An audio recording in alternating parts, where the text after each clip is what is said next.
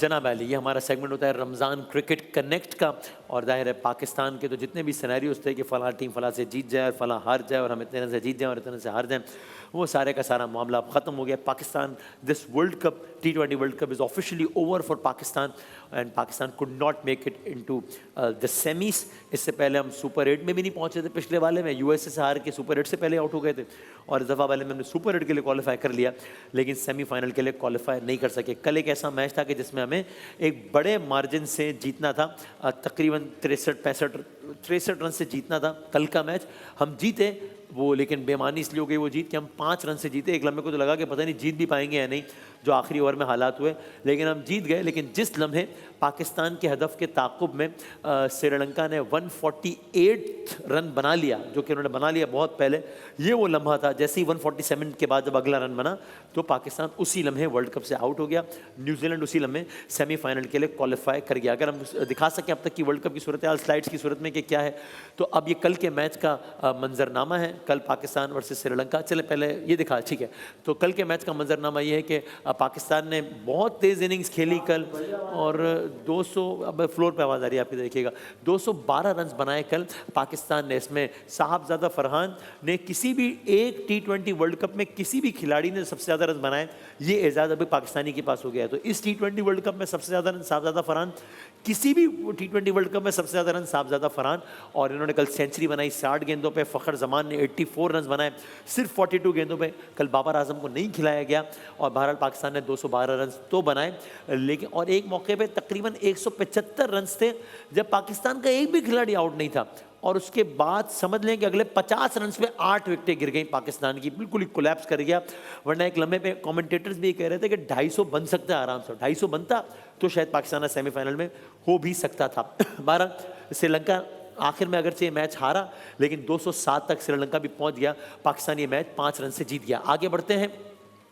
अब सूरत हाल बड़ी वाज़ेह है, ये वाला जो ग्रुप है ये ख़त्म हो चुका है। ये अपने तमाम 3-3 मैचेस खेल चुका है, जहां इंग्लैंड ने 3 खेले, तीनों जीते 6 point.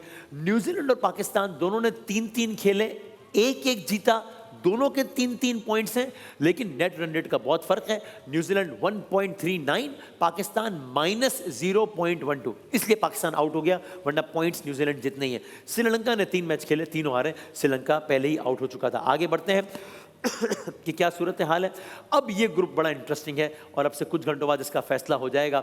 South Africa, West Indies, India, Zimbabwe. South Africa for sure in है, तो वो तो साउथ अफ्रीका का मामला है ख़त्म।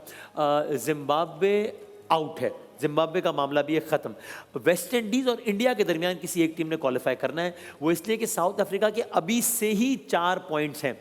तो अगर साउथ अफ्रीका अगला मैच अपना हार भी जाता है तो भी उसके 4 पॉइंट तो रहेंगे। वेस्ट इंडीज़ इंडिया के 2 पॉइंट्स हैं और एक मैच बाकी है, तो अगर वो खेलेंगे, जो जीतेगा उसके 4 पॉइंट हो जाएंगे, वो साउथ अफ्रीका को ज्वाइन कर लेगा। कुछ घंटों बाद, तकरीबन 2 घंटे बाद, वेस्ट इंडीज़ और इंडिया का मैच होना है। जो जीतेगा वो साउथ अफ्रीका के साथ इस ग्रुप में सेमीफाइनल के लिए क्वालिफाई कर लेगा। आप समझ लीजिए ये क्वार्टर फाइनल है जो आज होना है, West Indies versus India. Whoever wins qualifies for the semifinals. और अगर ऐसा हो कि आज का मैच ना हो पाए बारिश की वजह से, कोई ऐसी मेजर प्रेडिक्शन सुनी तो नहीं हमने, लेकिन फ़र्ज़ करें ऐसा अगर हो गया तो दोनों टीम्स को 1-1 पॉइंट मिल जाएगा, वेस्ट इंडीज़ और इंडिया को। उस सूरत में फिर नेट रन रेट पे फैसला होगा, वो वेस्ट इंडीज़ का बेहतर है तो वेस्ट इंडीज़ इन हो जाएगा, इंडिया आउट हो जाएगा। ये अब तक की सूरत हाल है। हम ज़रा क्विकली चलते हैं, पाकिस्तान के मायानाज़ क्रिकेटर रहे जनाब अब्दुल रऊफ़ साहब, और उनसे हम पूछें कि उनकी क्या राय है इस सारे सूरत। सर अस्सलाम वालेकुम। जी वालेकुम सलाम। Thank you for your time. Sir, अब आपको मायूसी हुई कल के इतने अच्छे आगाज़ के बाद, जब आप तकरीबन पौने 200 रन हो और आपका 0 आउट हो और 225 पे आपका 8 आउट हो जाए? ये तो ठीक है कि उस वक्त आपने हिट ही करना था, चूँकि आपको ये मैच जीतना नहीं था, बड़े मार्जिन से जीतना था, लेकिन ये क्या हुआ कि 175 पे 0 और 212 पे 8? देखिए वसीम भाई, बेसिकली तो यही चीज़ है कि जिसको आप गेम सेंस कहते हैं। तो और ये जो गेम सेंस होती है, ये जब तक प्रिवेल आप पे नहीं होती तो बड़ा मुश्किल हो आपके लिए। आप टीम को सही सेलेक्ट करें, टीम को सही खिलाएं, टीम की प्लानिंग सही करें, एग्जीक्यूशन सही करें। क्योंकि आपने देखा होगा कि बेतहाशा मौके ऐसे आए हैं जब पाकिस्तान के पास चांसेस थे, ग्राउंड के अंदर भी, ड्रेसिंग रूम में भी, और जब टीम सेलेक्ट कर रहे थे, मगर आपकी जो गेम सेंस है वो प्रिवेल नहीं कर सकी, ना आप सिलेक्शन में कर सकी, ना जब आप टीम खिला रहे थे उस वक्त हो सकी है, ना जब आप पिच का बिहेवियर रीड कर रहे थे उस वक्त हुई है, ना आप जब अंदर एग्जीक्यूशन के लिए गए हैं ना उस वक्त हुई है। तो आज भी कल के मैच में भी सेम यही होगा कि आप देखेंगे 170 पे पाकिस्तान का एक आउट है, और अगर 8 जो विकेटें आपने गंवाई हैं, 8 बॉलों पे आप 2 रन की एवरेज से कम अज कम मैं बता रहा हूँ, अगर 16 रन भी कर देते तो आप 235 रन कर सकते थे। और उसके बाद मेरा ख्याल है कि श्रीलंका के लिए कोई चांस वहाँ पे ना होता और पाकिस्तान उनको इजीली पकड़ सकता था। मगर अब यहाँ पे क्या कह सकता है कि कौन इन लोगों को चला रहा था, कौन कैप्टन लीड कौन कर रहा था, कोच क्या कह रहा था, कोच और कैप्टन का क्या आपस में कोऑर्डिनेशन था, बैट्समैन को क्या पैगाम दे रहे थे।